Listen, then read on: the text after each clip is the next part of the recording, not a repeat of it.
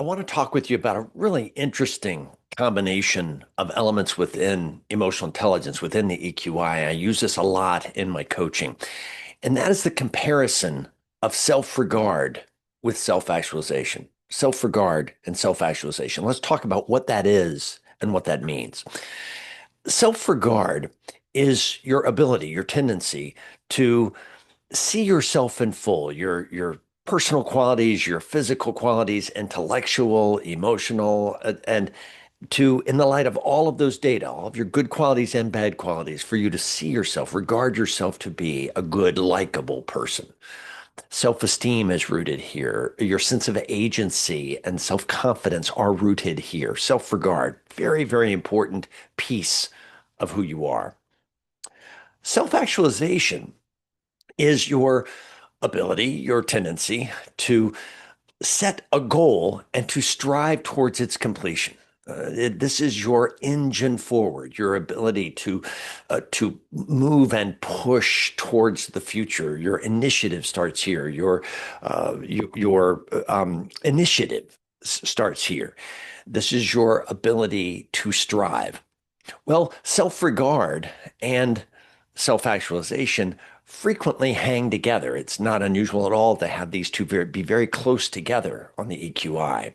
But what's interesting is when they are compared and there's a gap between them. Now, anything on the EQI, any gap that is meaningful means a difference of 10 points or more.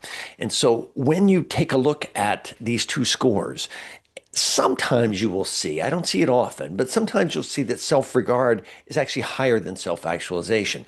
Higher as in 10 or more points higher. What that suggests is the person does not really link their self-view to their striving. They like themselves independent of what they achieve or how hard they're pushing for something.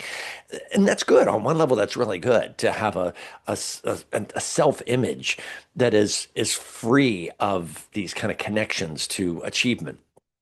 On the other hand, that could suggest some amount of complacency that someone is kind of complacent and kind of content with where they are and they don't have the need to move forward, to grow, to learn, to strive. Sometimes self-regard is higher than self-actualization. What I want to share is what I see far more often in folks. When there is a difference, the difference I see more often is somebody that is higher in self-actualization than they are in self-regard. And when that happens, what that suggests is that this person kind of lives in a narrative, and maybe this is not even a consciously engaged idea, but the idea is that I will like myself. I will cut myself some slack. I will support myself as soon as I dot dot dot do something. Uh, make the promotion or get this project in or get good feedback. As soon as I do this thing, as soon as I make it to the top of the mountain, then I will be happy with myself.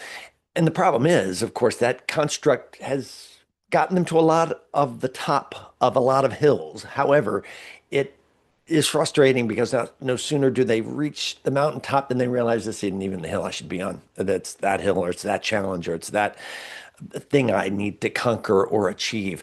And this conditional view of themselves is really kind of rough. So when this happens, a learning is that what you do with this is, and this is a hard one, this is a hard narrative to dislodge or question. Its roots go pretty deeply for most people. But the idea is it is possible to have a self view that is really independent from what you achieve.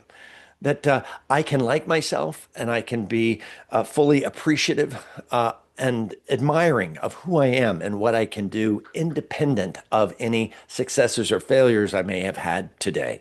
And that kind of disconnect, or not making one so dependent on the other, is something that this tool gives us great insight into.